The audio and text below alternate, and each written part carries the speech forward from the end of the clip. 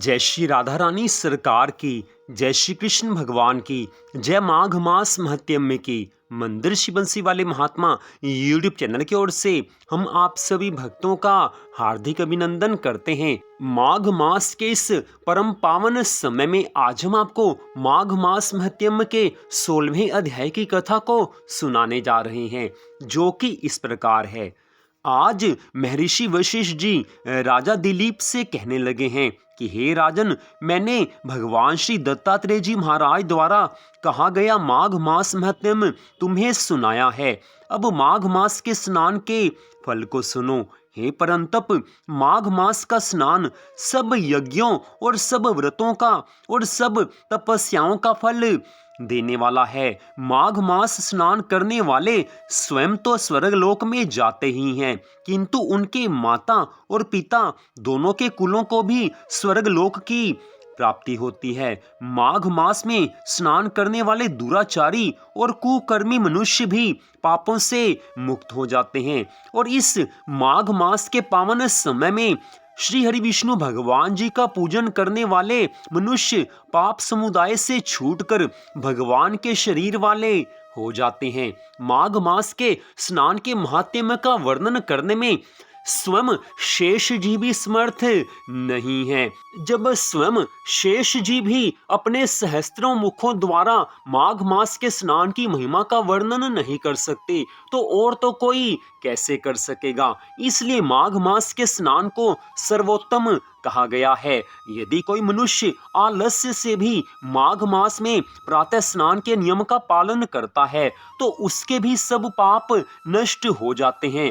जिस तरह अग्नि का स्वभाव है कि उसमें किसी का भी हाथ चला जाए वो उसको जला देती है, ठीक इसी प्रकार माघ मास की महिमा बताई गई है। माघ मास के पावन समय में चाहे कोई मनुष्य पापी हो चाहे पुण्यात्मा हो, अगर माघ मास में प्रातः स्नान के नियम का वो पालन करते हैं तो इतना करने मात्र से उनकी सद्गति हो जाती है। इस मनुष्य जीवन में उनकी सभी मनोकामनाएं पूरी होती हैं और उनके सभी पिछले जन्मों के पाप कर्मों का नाश हो जाता है और उनको इस जीवन के पश्चात मोक्ष की प्राप्ति भी हो जाती है। माघ मास की इतनी महिमा है कि इसकी महिमा का वर्णन नहीं हो सकता। इसलिए हे राजन, मनुष्य जीवन प्राप्त करके माघ मास जब मिला हो तो उस माघ मास में भगवान के चरणों में अपने मन को लगाकर यथासंभव सभी तरह के नियमों का पालन करना चाहिए। माघ मास में भगवान की भक्ति करने वाले मनुष्य निश्चय ही सब पापों से छूट जाते हैं। जैसे गंधर्व कन्याएं राजा के श्राप से भयंकर कल को भोगती हुई लोमश ऋषि के वचनों से माघ मास में स्नान करने से सब पापों से छूट गई थी। इतनी कथा सुनकर आज राजा दिलीप विनय भाव से कहने लगे हैं कि हे महाराज, हे गुरुदेव, वे कन्याएं किसकी थी, उनको कब और कैसे श्राप मिला है, उनके नाम क्या थे, ऋषि के वाक्य से कैसे उनकी श्राप से मुक्ति हो गई और उन्होंने कहां पर स्नान किया। आप सब कथा विस्तार सहित सुनाने की कृपा कीजिए। मैं आपकी शरण में हूँ। आप जो कथाएं सुना रहे हैं उससे मेरे मन को बड़ा आनंद हुआ है। भगवान के चरणों में मन लगाने वाली इन कथाओं को सुनकर मेरा मन प्रभु चरणों में लीन हुआ है।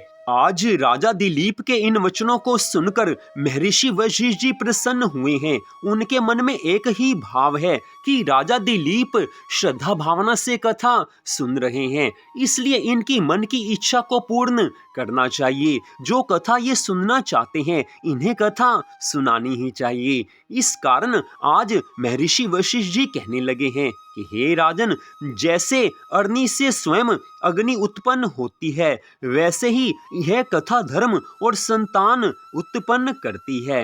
हे राजन, सुख संगीत नामक गंधर्व की कन्या का नाम विमोहिनी था।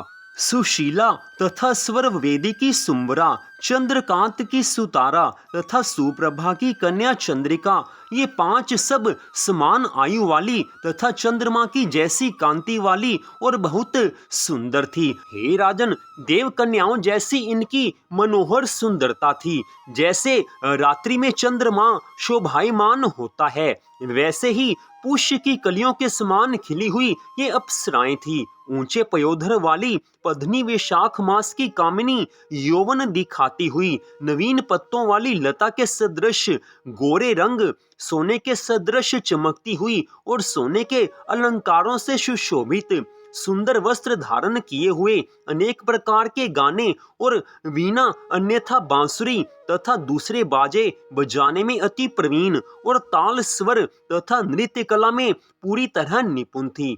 इस प्रकार वे कन्याएं क्रीड़ा करती हुई कुबेर के स्थान पर विचरण करती थी। एक समय की बात है, कौतुकवश माघ मास में एक वन से दूसरे वन में विचरती हुई मंदिर के पुष्प तोड़कर सरोवर पर महागौरी माँ का पूजन करने के लिए गई हैं। स्वच्छ जल के सरोवर पर स्नान करके वस्त्र धारण कर, मौन हो बालू मिट्टी की गौरी बनाकर, चंदन कपूर कुमकुम और सुंदर कमलों से उपचार सहित पूजन करके ये पांचों कन्याएं स्वर, लय और ताल के साथ मधुर गीत गाती हुई नृत्य करने में लीन हैं। पांचों कन्याएं नाचने और गाने में लीन थी। तो उस अछोद नामक उत्तम तीर्थ में वेद निधि नाम के मुनि के पुत्र अग्निप ऋषि स्नान के लिए आए हैं। वह युवा ऋषि सुंदर मुख, कमल सदृश नयन, विशाल छाती, सुंदर भुजाओं वाला दूसरे कामदेव के समान था। शिखा सहित दंड लिए, मृग चर्म ओढ़े, यज्ञोपवीत धारण किए हुए था। उसको देखकर पांचों कन्याएं मुग्ध हुई हैं और उसका रूप और यौवन देखकर कामदेव से पीड़ित हो देखो देखो ऐसे कहती हुई उस ब्राह्मण के चित्त में कामदेव का ध्यान उत्पन्न करने लगी हैं और आपस में विचार करने लगी हैं कि ये कौन है, ये परम सुंदर पुरुष कौन है। रति रहित होने से कामदेव तो नहीं है, एक होने से अश्विनी कुमार भी नहीं है। यह कोई गंधर्व या किन्नर या काम रूप धारण कर कोई सिद्ध या किसी ऋषि के श्रेष्ठ पुत्र या कोई श्रेष्ठ मनुष्य है। कोई भी हो, ब्रह्मा जी ने इनको हमारे लिए बनाया है। जैसे पूर्व कर्म के प्रभाव से संपत्ति प्राप्त होती है, ठीक ऐसे ही महागौरी माँ ने आज हम कुमारियों के लिए ये श्रेष्ठ वर दिया है और आपस में यह तुम्हारा वर है या मेरा अथवा सबका, ऐसा वो पांचों कहने लगी हैं। जिस समय उस ऋषि पुत्र ने अपनी मध्याह्न काल की क्रिया करके ऐसे वचन सुने तो वह सोचने लगा है कि है तो बड़ी समस्या उत्पन्न हो गई। ब्रह्मा, विष्णु, महेश आदि देवता तथा बड़े योगीश्वर भी स्त्रियों के भ्रम जाल में मोहित हो गए हैं। इनके तीक्ष्ण बाणों से किसका मन रूपी हिरण घायल नहीं हो सकता। जब तक नीति और बुद्धि रहती है तब तक पाप से भय रहता है, जब तक तप की गंभीरता रहती है, यम विधि का पालन होता है, तब तक मनुष्य स्त्रियों के काम रूपी बाणों से बींधा नहीं जाता। ये मुझे उन्मत्त और मुग्ध कर रही हैं। किन गुणों से धर्म की रक्षा हो सकती है?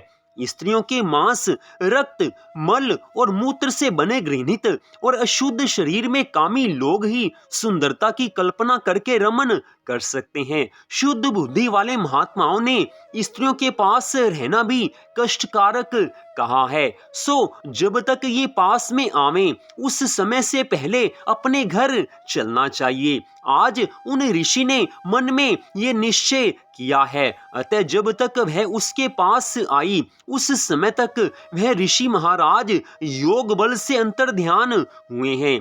ऋषि पुत्र के ऐसे अद्भुत कर्म को देखकर वह पांचों चकित हुई चारों तरफ देखने लगी और आपस में कहने लगी कि यह क्या इंद्रजाल था जो देखते देखते ही विलीन हो गया और वह विरह की अग्नि में जलने लगी हैं। और कहने लगी हैं कि हे कांत, तुम हमको छोड़कर कहाँ चले गए? क्या तुमको ब्रह्मा जी ने हमको वीर्य रूपी अग्नि में जलाने के लिए ही बनाया था? क्या तुम्हारा चित्त दया से रहित है जो हमारा चित्त दुखाकर चले गए? हमें दुखी करके तुम क्यों चले गए हो? हमें दुखी करके तुम्हें कौन सा लाभ प्राप्त हुआ है? क्या तुमको हमारा विश्वास नहीं?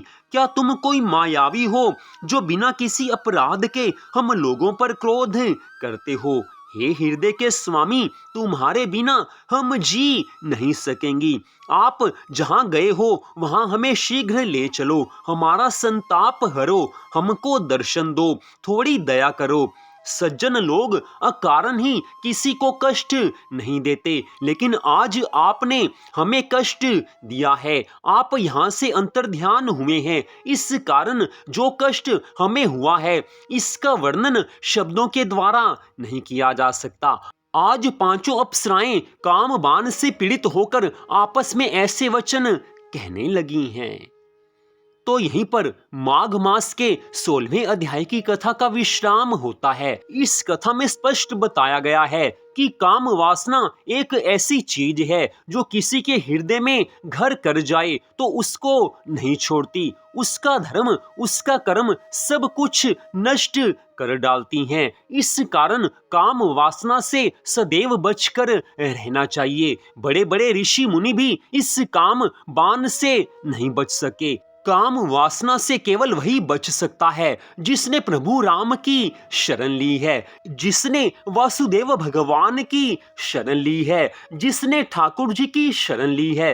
काम वासना से केवल वही बच पाएगा जो भगवान के चरणों का आश्रय लेकर हर समय ठाकुर जी को याद रखता है।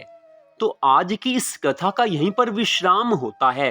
मंदिर श्री बंसी वाले महात्मा यूट्यूब चैनल की ओर से आज की इस कथा को सुनने के लिए आप सबका हार्दिक धन्यवाद। भगवान श्री राधा कृष्ण जी की माघ मास महत्यम की अनंत कृपा सदा आप सब पर, आपके परिवार पर बनी रहे, इसी मंगल कामना के साथ जय श्री राधा रानी सरकार की, जय श्री कृष्ण भगवान की, जय माघ मास महत्यम की। जय जय श्री राधे, जय जय श्री राधे, जय जय श्री राधे श्याम।